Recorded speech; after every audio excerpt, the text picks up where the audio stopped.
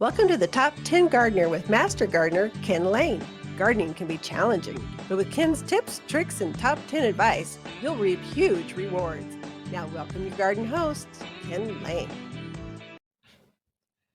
And welcome to this week's show of The Mountain Gardener. Your host, Ken Lain, here every week, talking about the landscapes of northern Arizona. We are definitely into fall. I've seen frost on the hot tub. I've seen a little bit on the roofs, but my basil is still alive. I can't believe it. So there's been light frost around. So we're well into autumn here. But eventually we're going to get a hard freeze. Hard freeze where it takes out all those annuals. The dahlias will be gone. The geraniums will be out of here. The petunias will be looking pretty rough. And the basils are such a wimpy plant. It's a tropical plant. They'll be gone. And so you're starting to get into where your winter evergreens are going. The maples are in bright colored red. It's beautiful. There's a couple maples that are probably better than others. So you're seeing two main ones right now. There's a bright red one. It's called Blaze Maple or Prescott Blaze Maple. That's probably a top seller. Fast grower, takes our wind. It's a good bulletproof plant. You plant it out there in the landscape and you just know it's going to do well. Whereas some of your other maples, there's probably 100, probably more than that, different kinds of maples.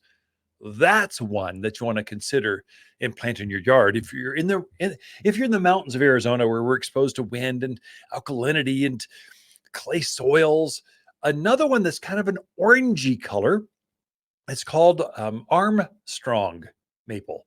It's related. They're cousins of each other. Just one turns kind of orange, the other one turns red. Pick your color. Another one that's kind of less popular because it's gold or yellow, much like an aspen turns color. My aspens are in full color right now. But it's a silver maple. Silver maple's yellow. Armstrong maple's orange. And Blaze maple is red. Pick your colors, mix and match. They're all going to do exceptionally well. Fast growers. We're talking they'll grow easily 2 feet, if not 3 or more if they're really happy and established and well going. So if you fertilize them, that'll really get them going. So those are the 3 maples you're seeing. If you see a columnar tree with white bark, that's obviously a native, grows wild up here in the mountains with us. It'll grow in any of the yards where this show broadcasts, unless you're picking this up digitally through Phoenix. Aspens do not grow in Phoenix, but they love growing up here at elevation. I would say from Sedona to Camp Verde, all the way up the hill to Flagstaff and White Mountains and Williams and Kingman and Prescott Valley, Chino Valley. It's going to grow well for us. You might have to put it on irrigation. Water it once a week. You'll be fine. That's enough to keep an aspen going. Actually, any of these trees, they're deep rooted. They adapt well to our clay soil, and they're going to grow well for you. And you can plant them now. They're good.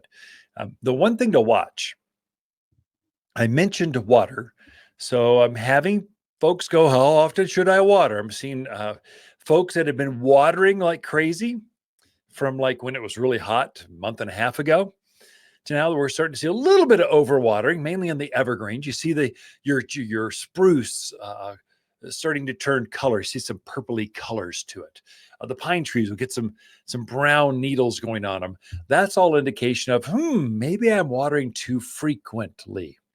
These plants need moisture, deep soak, but then they really need to air out. They need to dry out. They don't like their feet in heavy, mucky, gross, sticky soil. They'll show you symptoms of stress. And if you're a gardener, you'll pick up on that. Oh, doesn't quite, what's going on there? The other one is going to be, they'll dry out. So you need to water through winter. You folks new to the area, we can go through long dry spells through winter. I mean, we can go for a couple months with no moisture, but our ground doesn't freeze like it does in the Midwest. So plants are still using moisture. It's slowly, but they're still using it.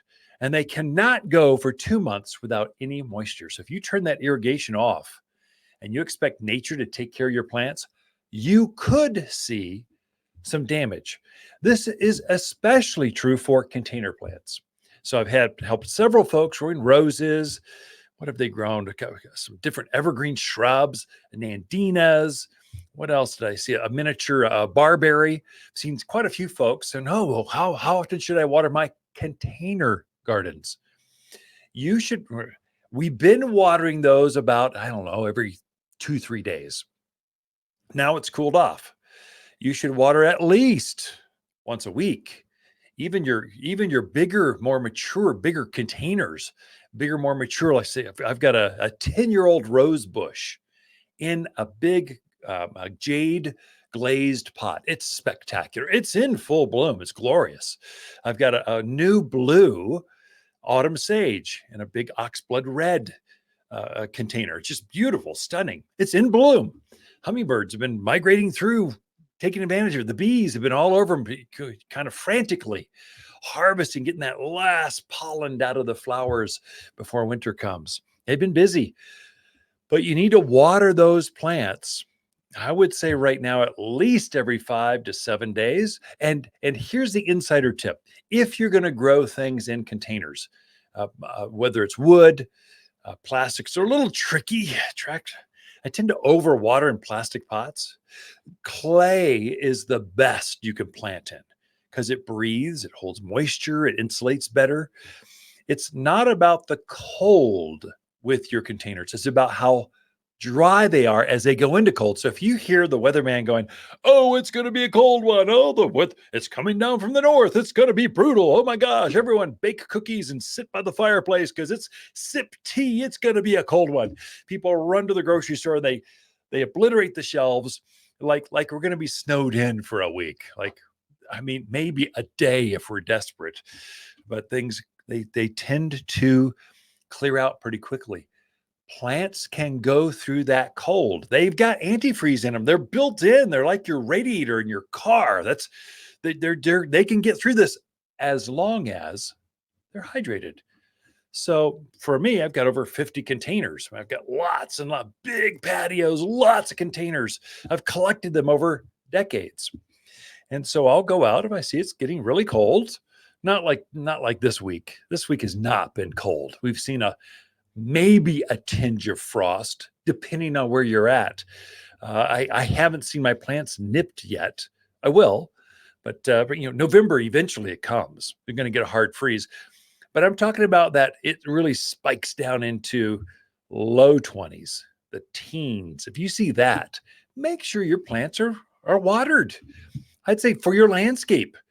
If you have new plantings, it is a great time to be planting a new maple, as I mentioned, a new evergreen, spruce, pine, fir, cedar, juniper, cypress. This is a great time. It's preferred time to put those in the ground. If you do that, make sure you water it when you first put it in really well. And then water it, I would say at least a couple times a month. Take a hose and give it a deep soak. That will get your plants, no matter how dry how we can get arid through the winter here. It can go a couple months without moisture.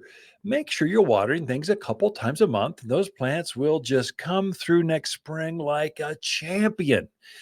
I would say water your containers at least once a week. Just every 7-10 days, give them a good deep soak till water's floating out the bottom of them and your plants are hydrated. And then if you see a real cold snap coming, this is probably into December, January. If you see a real deep cold coming, you water everything.